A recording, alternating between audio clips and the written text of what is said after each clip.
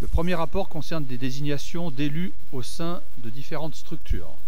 Sur ce rapport, il y a eu une modification demandée par la minorité, en l'occurrence, s'agissant de la SPL Chambéry 2040, il y a un remplacement de Madame Koska par Monsieur Cordier. C'est une demande qui a été faite et à laquelle nous souscrivons sans difficulté.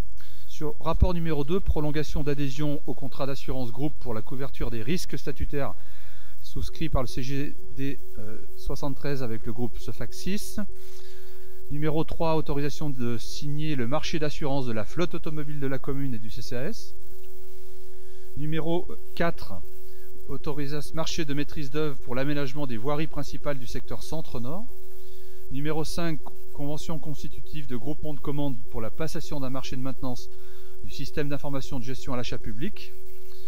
Numéro 6, convention constitutive de groupement de commandes pour la passation d'un marché de maintenance du système d'information de gestion des courriers. Le numéro 7, c'est l'autorisation de signer la convention de groupement de commandes pour l'achat de produits d'entretien et de droguerie. Le numéro 8, travaux d'impression pour les services de la ville. Numéro 9, autorisation de signature d'accords cadres concernant les travaux de rénovation et fourniture et pose de maintenance des équipements thermiques et climatiques de bâtiments communaux. Le numéro 10, c'est l'autorisation de signer le marché d'exploitation des installations de génie climatique et connexes. Le 11, convention de vente et gestion du stock de saumure par le département à la commune dans le cadre de la viabilité hivernale. Le 12, admission en non-valeur sur le budget principal. Le 13, convention de réservation de lignes de trésorerie avec la Société Générale pour 2021. Le numéro 14, ce sont des avances sur subventions pour l'année 2020 et je précise que s'il y a des élus membres d'associations citées, ils ne doivent pas prendre part au vote. Numéro 15, budget principal, autorisation de dépenses sur le budget d'investissement avant le vote du budget primitif 2021. Numéro 16, affectation patrimoniale du budget principal au budget annexe des parkings en ouvrage. Numéro 17, budget annexe des parkings en ouvrage. 18, budget annexe du stationnement payant sur voirie. 19, c'est une remise gracieuse au profit d'un agent. 20, autorisation du conseil municipal au CCAS à vendre des véhicules. Le 21, c'est le rapport annuel sur la politique de la ville avec une proposition d'un avis favorable du conseil municipal. Le numéro 22, c'est une subvention à l'association Régiplus dans le cadre du contrat de ville 2020. Là aussi, s'il y avait des élus membres de l'association, ils ne doivent pas prendre part au vote. Le 24, c'est une cession de 3 lots de copropriété et d'une partie indivise d'un lot de copropriété Faubourg-Montmélian au profit de Cristal Habitat. Et on s'assurera que les administrateurs de Cristal Habitat ne prennent pas part au vote. Les services en sont informés. Le 25, renouvellement d'une convention avec l'Agence nationale de traitement automatisé des infractions. Le 26, une convention de servitude de passage du réseau Enedis du côté de Caramagne. Le 27, convention de délégation de maîtrise d'ouvrage pour la réalisation d'enfouissement de réseau sec de la rue Marceau sur la commune de Chambéry. Le 28, reversement de l'aide de la CAF accueil adolescent dans le cadre du contrat d'enfance jeunesse pour l'année 2019. Je précise que Mme Picot ne prend pas part au vote. 29, accueil de loisirs du mercredi à la journée, subvention complémentaire. Donc là, les élus aussi membres d'associations citées ne doivent pas prendre part au vote. Le 30, subvention versée au titre du plan local d'éducation artistique et culturelle. Les élus membres d'associations concernées ne prennent pas part au vote. 31, fonctionnement du réseau Le Bouquet des bibliothèques. 32, numérisation de manuscrits médiévaux de la bibliothèque municipale de Chambéry. 33, convention de type de prêt de documents patrimoniaux de la bibliothèque municipale de Chambéry. 34, c'est une subvention d'équipement aux associations culturelles où les élus membres éventuellement d'associations citées ne doivent pas prendre part au vote. 35, c'est le renouvellement de la convention entre le réseau de l'Arc Alpin et l'Orchestre des Pays de Savoie pour la constitution de l'Orchestre des Jeunes de l'Arc Alpin.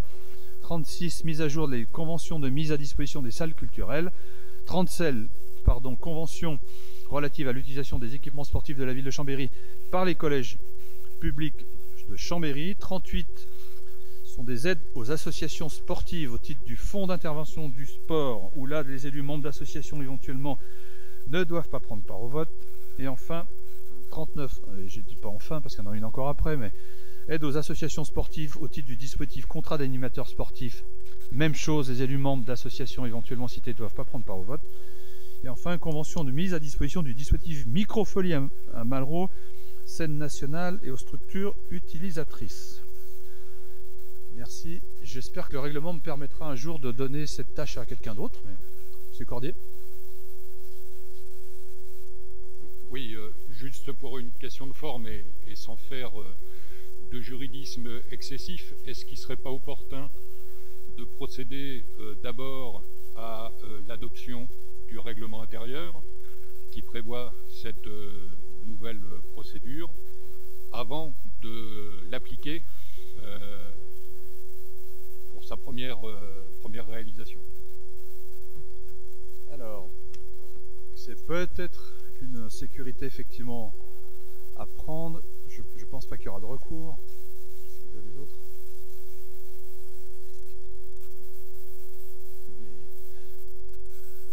Oui.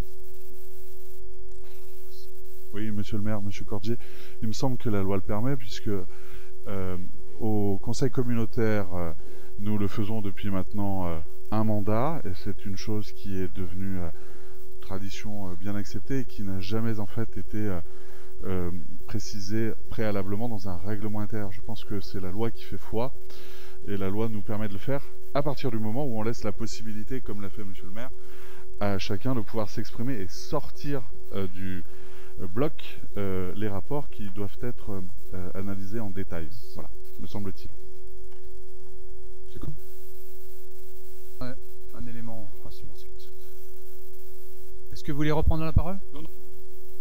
Très bien. C'est juste une précaution de forme et de cohérence. Alors, je confirme les propos de Jean-Benoît Cirino, en sachant par exemple qu'au département et à l'agglo, ce n'est pas dans le règlement intérieur, c'est une disposition que permet la loi. Elle le permet dès lors qu'il y a une publicité des débats sur les rapports qui sont présentés ainsi d'une façon simplifiée. Donc je vous confirme que nous pouvons, sans risque juridique, les adopter. Et en fait, on l'a nous intégré dans le règlement, mais la loi nous permet de le faire ainsi.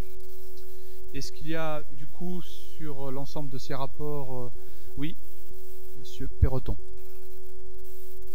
Oui, merci monsieur le maire. Je voudrais simplement apporter un petit commentaire sur la délibération 16 qui concerne l'affectation patrimoniale du budget principal au budget annexe des parkings en ouvrage.